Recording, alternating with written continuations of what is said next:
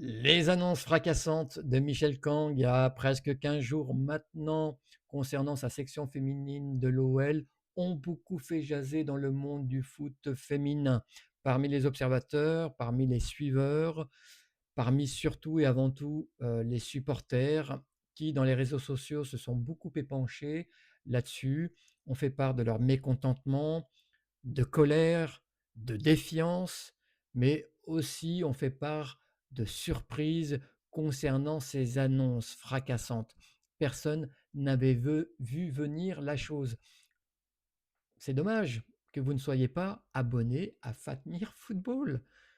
Ici, il y a des mois et des mois qu'on avait prédit que ce rebranding de cette section féminine ferait partie des mesures majeures de Michel Kang suite à sa prise de contrôle de la section. C'est dommage.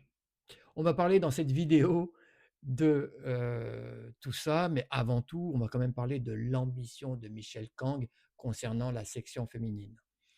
On va parler du rebranding, du nouveau logo. On va se poser la question de savoir est-ce qu'elle peut aller encore plus loin, notre Michel.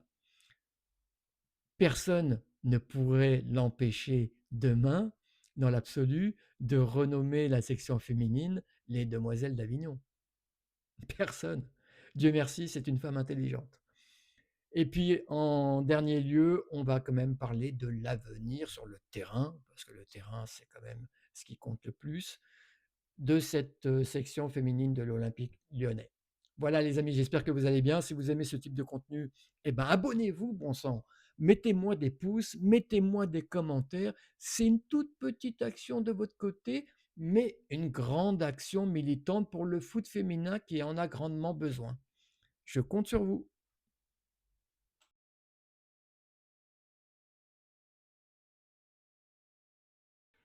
Cette année, donc, l'Olympique lyonnais vient de remporter son 18e titre de championne de France. 18? Non, attendez les amis. Moi, j'en compte 22, hein. J'intègre dans ce palmarès, dans cette comptabilité, les titres gagnés par le FC Lyon. Quand on connaît l'histoire du FC Lyon, c'est une aberration de ne pas comptabiliser les titres remportés par le FC Lyon. De toute façon, franchement, le bébé d'Olas a bien grandi, il faut le dire. Le bébé d'Olas a fait du chemin pour devenir la section féminine la plus puissante du monde. C'était, il y a encore quelque temps, la référence du football mondial. Avec Ada Hegerberg qui avait gagné le tout premier ballon d'or, l'Olympique lyonnais était vraiment au zénith du football féminin dans le monde. J'ai parlé des titres de championne de France, je peux vous parler des titres gagnés sur la Coupe de France, des Coupes de France, il y en a un paquet. Je peux vous parler aussi, bien évidemment, des couronnes européennes qui ont consacré littéralement l'Olympique lyonnais sur la scène mondiale. Et puis je vais intégrer, moi, parce que ça me fait plaisir, parce que je le veux, je vais intégrer la Mopcast Cup. Qui se souvient de cette épreuve? L'OL l'a gagnée en 2012. Et franchement, alors ça a été un one-shot. C'est dommage parce que c'est censé être l'embryon des Coupes du Monde des clubs, mais ça a été un coup de maître. L'Olympique lyonnais a rencontré les deux plus gros clubs japonais de l'époque. En 2012, il faut vous dire que le Japon était la nation la plus forte. Le Japon avait gagné l'année précédente en Allemagne la Coupe du Monde contre les États-Unis. Et donc l'OL en a vraiment bavé là-bas au Japon pour gagner cette Mopcast Cup. Il faut dire que l'OL, qui n'avait pas l'habitude jusque-là de jouer de telles équipes, a quand même rencontré voilà, un football totalement différent, une culture différente, une approche différente du football.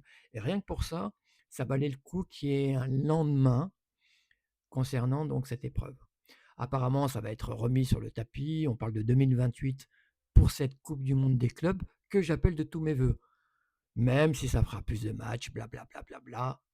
Pour moi, ce type de rencontre ne peut faire que la promotion du foot féminin. Je reviens quand même à nos moutons.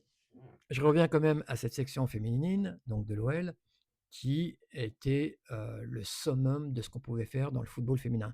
C'est ce dont a hérité Michel Kang, qui est donc arrivé il y a 1 an et demi à la tête de cette section féminine, donc c'était en février, 2024, le temps passe vite, et qui elle aussi a beaucoup d'ambition. On le sait très bien, Michel Kang, c'est une philanthrope milliardaire, qui souhaite mettre sa puissance financière, son amour du sport pratiqué par les femmes, surtout, donc pousser vraiment très fort derrière les femmes qui pratiquent le sport de haut niveau. Donc elle souhaite mettre tout ça au service de ses équipes, de celles qui sont dans sa galaxie, la galaxie Kang. À chaque fois que je dis ça, je pense à Marvel, aux héros de Marvel. Oublions, elle souhaite vraiment mettre toute cette puissance-là au service de, la section féminine de l'OL. En fait, quand elle est arrivée, qu'elle a pris le contrôle majoritaire de la section féminine, elle s'est rendue compte de beaucoup de choses. Certes, l'OL a un passé glorieux, mais cette section féminine reste, comment dire? Le La petite sœur, pour reprendre son terme, allez, on va reprendre le terme de Michel Kang, la petite sœur, le membre de la famille qu'on relègue un petit peu au bout de la table, au sein du club, qui est chapeauté donc par John Textor et qui met plutôt en avant la section masculine. Mais tous les clubs professionnels qui ont une section masculine font ça. Les sections féminines restent derrière. Malheureusement, même si beaucoup, beaucoup, beaucoup d'investissements, enfin de plus en plus d'investissements sont réalisés dans le monde du foot féminin, il y a encore beaucoup de retard, par rapport donc à leurs homologues masculins. Donc, Michel Kang s'est rendu compte de tout ça et forcément, en récupérant, la section féminine, de facto, elle allait créer une forme d'indépendance par rapport à la section, masculine. Je vous ai dit, l'Olympique Lyonnais, enfin la section féminine au sein du club était reconnue, mais, elle a bien vu, que les staffs déployés n'étaient pas à la hauteur de ceux qu'il y avait, chez leurs homologues masculins. Elle a vu que les conditions aussi, heu, ne serait-ce que pour la programmation des matchs sur le Groupama OL Training Center, c'était quand même limite pour, une équipe de l'acabit de l'Olympique Lyonnais, féminin.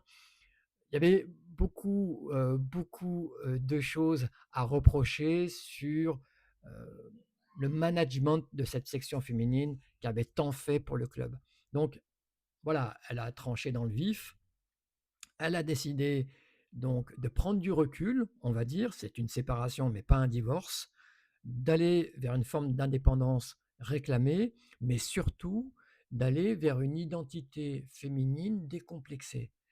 Nous sommes des femmes, nous pratiquons du football de très haut niveau et nous souhaitons évoluer dans les meilleures conditions possibles pour, in fine, forcément, proposer un spectacle de qualité. Je pense que c'est vraiment ça l'idée de Michel Kang.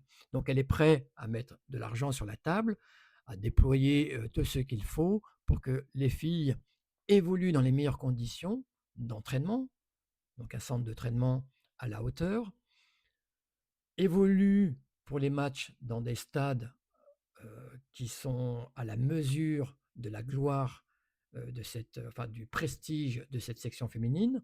Donc là, on parle concrètement pour l'année prochaine, c'est apparemment, réglé. Donc l'Olympique Lyonnais jouerait tout au long de la saison au Groupama Stadium. Et puis ça va très loin, hein. On parle après vraiment de technologie de pointe puisque on, Michel Kang s'est passé un petit peu, sous les radars, a parlé quand même aussi, d'avoir des fournitures, qui soient à la pointe. Quand je parle de fournitures, je parle des maillots, je parle des shorts, ça c'est très important mine de rien, mais également des crampons. Apparemment, il y a beaucoup de recherches qui sont faites pour proposer des chaussures qui soient qui correspondent au profil, aux spécificités, on va dire, aux caractéristiques spécifiques des filles qui jouent au foot. Donc Michel Kang met tout ça sur la table et pour moi, c'est une très bonne chose. L'Olympique Lyonnais, je l'ai dit, était vraiment au summum, mais sur ces dernières années, depuis 2022, depuis son dernier titre, stagne, voire même recule, si on tient compte de cette année, la façon dont elle est sortie de la Coupe d'Europe. Donc, et je finirai là-dessus, sur son ambition. Michel Kang, tout simplement, souhaite remettre l'église au centre du village, remettre l'OL là où il doit être, ou en tout cas la section féminine là où elle doit être, c'est-à-dire tout, tout, tout là-haut, les amis.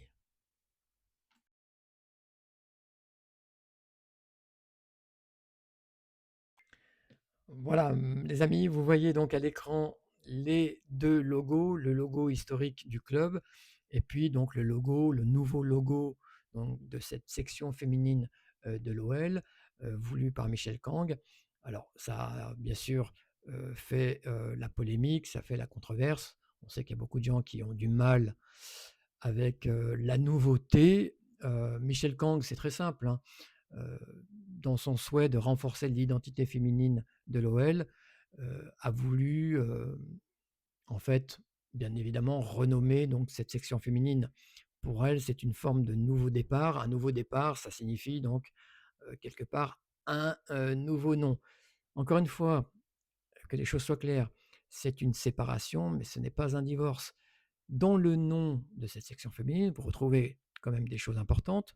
Vous avez l'OL, vous avez OL quand même, Lyon. Donc, il y a toujours cette appartenance au club qui est très important. OL, c'est quand même une marque dans le monde du sport féminin, une marque connue et reconnue dans le monde entier. Ce serait une aberration en termes de business de se séparer d'un tel nom. Et puis après, vous avez Lyon, parce que, encore une fois, Michel Kang souhaite que la section féminine revendique fièrement son appartenance féminine, sa féminité, bien évidemment. Et quand on dit lion, alors le lion, c'est le symbole de la ville, le lion, c'est le symbole du club, bien évidemment. Mais quand on parle de lion, on ne parle pas de femmes, on parle d'hommes en général. Il y a des lions et puis des lionnes. Donc cette section féminine, tout à fait logiquement, appartient à la ville, appartient au club, symboliquement, mais à sa propre identité qu'elle doit revendiquer. Donc OL Lyon, finalement, c'est tout à fait logique. Et derrière ça, il fallait bien évidemment un nouveau logo. Et là aussi, on, on voit quand même qu'il y a une parenté avec le club historique, puisque le lion se transforme en lionne. Lionne pour souligner encore une fois l'aspect féminin de cette section. Et puis, il y a cette couronne au-dessus des lionnes qui montre la majesté, le prestige, la gloire de cette section. Donc tout ça a été pensé, tout ça est tout à fait logique et voilà, c'était cette mesure était tout à fait enfin découle tout à fait logiquement, depuis la prise de fonction de Michel Kang, dont on connaît encore une fois, on connaît sa philanthropie, concernant donc le sport féminin. Elle pousse beaucoup, derrière les femmes, hem et donc tout ça est tout à fait, encore une fois, logique. Après, j'avais posé la question, est-ce qu'on peut imaginer que Michel Kang aille plus loin? Elle pourrait tout à fait, dans un accès de folie, renommer cette section féminine les Demoiselles d'Avignon et que cette section féminine s'installe, dans le sud, de la France. Qui pourrait l'en empêcher? Dieu merci, c'est une femme intelligente, c'est une femme qui a une vision. Je l'ai dit, très difficile quand on parle de section féminine de d'enlever, d'effacer quand même la marque OL, qui est encore une fois fameux dans le monde entier, donc il n'y a pas de risque de ce côté-là. En tout cas, pas pour le moment et j'imagine pas que ça soit autrement dans le futur. Donc, mais moi je trouve effectivement, que c'est, inattendu, c'est surprenant, mais c'est une belle surprise. En tout cas à mes yeux. C'est une, nouveauté, les filles en avaient besoin. Alors est-ce que ça va en faire des championnes, dès la saison prochaine? Non, c'est la encore une fois, au niveau sportif, on peut faire énormément de choses dans la coulisse. La seule vérité qui vaille, c'est celle, du terrain et là, il faudra, vraiment prendre les mesures adéquates pour booster cette équipe qui en a grandement besoin.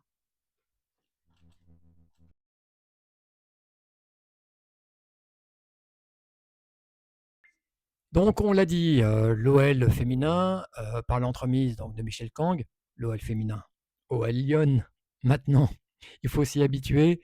Donc cette section a énormément, d'ambition via donc, sa présidente, son actionnaire majoritaire, Michel Kang. On a parlé donc, de moyens déployés pour cette section féminine. On a parlé d'un staff élargi autour, de l'équipe première. On a parlé du Groupama Stadium concernant donc les matchs la saison prochaine. L'Olympique Lyonnais va jouer tous ses matchs au Groupama Stadium l'année prochaine. Ça va, au passage permettre, comment dire, de fidéliser un peu plus les personnes qui viennent voir les matchs de la section féminine. On a parlé aussi du centre d'entraînement qui va sortir de terre du côté de Meyzieux. Je vous mets la photo à l'écran, qui va être aussi totalement tourné vers les femmes, vers les footballeuses, vers les joueuses. Un centre d'entraînement 100% dédié aux femmes, donc qui devrait voir le jour dans quelques temps, dans quelques années. Et puis aussi de l'académie, donc du centre de formation de l'Olympique lyonnais sur la partie féminine, qui devrait aussi voir le jour. Donc tout ça est dans les cartons, tout ça est déjà signé, tout ça est quasi en place, mais ça montre bien évidemment l'évolution donc de cet Olympique Lyonnais qui est pumpé, qui est boosté donc par l'arrivée de Michel Kang, qui souhaite aller encore plus loin, souhaite aller plus fort dans la direction de la professionnalisation du sport féminin, du foot féminin et de cet Olympique lyonnais. Maintenant sur le terrain, alors là, il y a beaucoup de choses à dire. Après donc une saison mitigée, j'en ai un petit peu parlé aussi. Bon, certes, l'Olympique Lyonnais a gagné le titre de championne de France, mais a perdu quand même lamentablement en Coupe de France dès les 16e de finale et est sorti comme une malpropre, j'allais dire, de la Champions League. Donc forcément, le board allait en tirer des leçons. Je l'avais dit, moi, il y a très très longtemps que Joe Montemurro ne survivrait pas à cette saison. Donc, on le sait, Joe Montemurro va aller entraîner l'équipe australienne. Merci, au revoir pour les travaux. Joe, maintenant, il va falloir trouver. Et je pense que c'est, avant de parler des joueuses, c'est pour moi le plus important. On ne peut pas signer de joueuse avant d'avoir signé l'entraîneur. On a fait cette erreur l'année dernière en signant Tabitha Chawinga avant l'arrivée de Joe Montemurro, en sachant, déjà c'est une erreur de casting de recruter Tabitha Chawinga quand on sait la façon de jouer de l'Olympique lyonnais et on sait quel type de configuration il tombe en général, c'est-à-dire face à des défenses renforcées où il y a peu d'espace, là où excelle Tabitha Chawinga. Donc, et en plus, vous mettez Joe Montemurro, qui est un entraîneur qui aime la possession de balle, qui aime que ses joueuses prennent leur temps, soient patientes, fassent tourner le ballon, ce que n'est pas Tabitha Chawinga. Donc là, il y avait vraiment des difficultés à cohabiter pour ces deux personnes, pour ces deux personnalités sur le terrain sportif. Ne reproduisons pas les mêmes erreurs. Faisons en sorte de prendre le bon entraîneur qui a une vision du jeu tout à fait claire et de lui donner les joueuses qu'il souhaite pour que cette philosophie de jeu puisse se matérialiser le plus rapidement possible et dans les meilleures conditions. Et là, on parle d'un entraîneur que j'adore. Franchement, même dans mes rêves les plus fous, j'aurais jamais imaginé qu'on puisse attirer cet entraîneur. Mais finalement, quand j'y pense, eh ben, c'est tout à fait logique. Je parle là de Jonathan Giraldez, l'ex-entraîneur du FC Barcelone, qui a gagné 2 Ligues des championnes d'affilée, donc coup sur coup en 2023 et en 2024.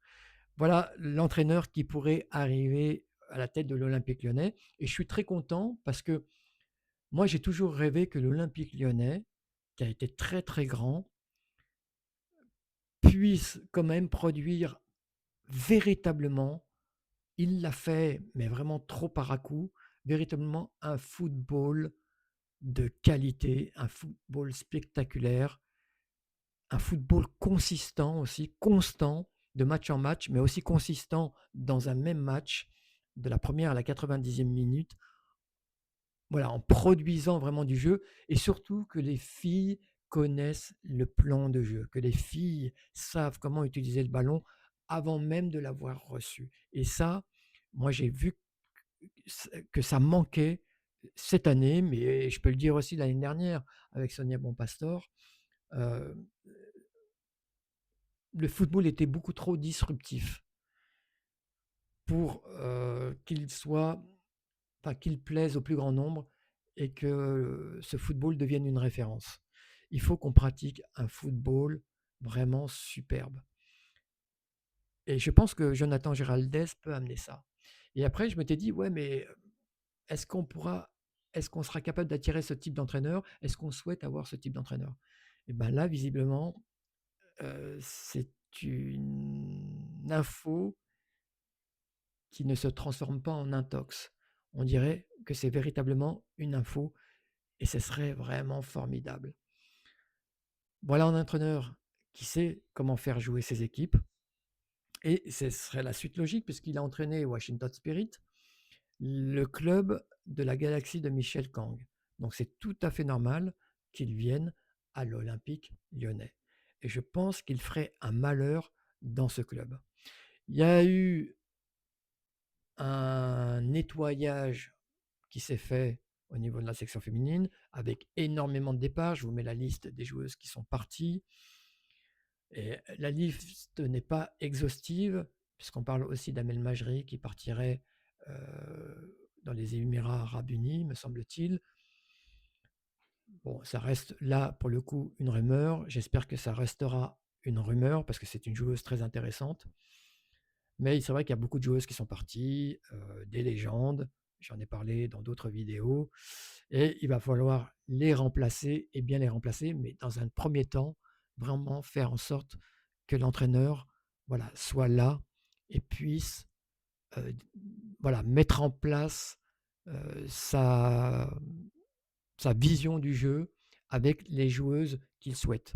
Moi, j'ai un souhait aussi pour l'année prochaine, je me projette et j'aimerais vraiment, pour finir, qu'une joueuse comme Maëlyn Mandy ait sa chance d'évoluer au plus haut niveau.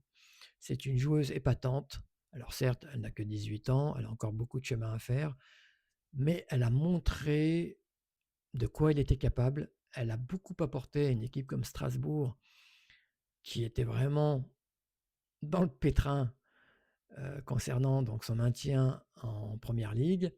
Et on peut dire que ça a été la sauveuse du club. Elle n'est pas la seule. Mais elle a fait vraiment partie des actrices importantes du maintien du club en première ligue. Et elle a été formidable, elle a éclaboussé de toute sa classe ce match contre l'OL, donc son club formateur.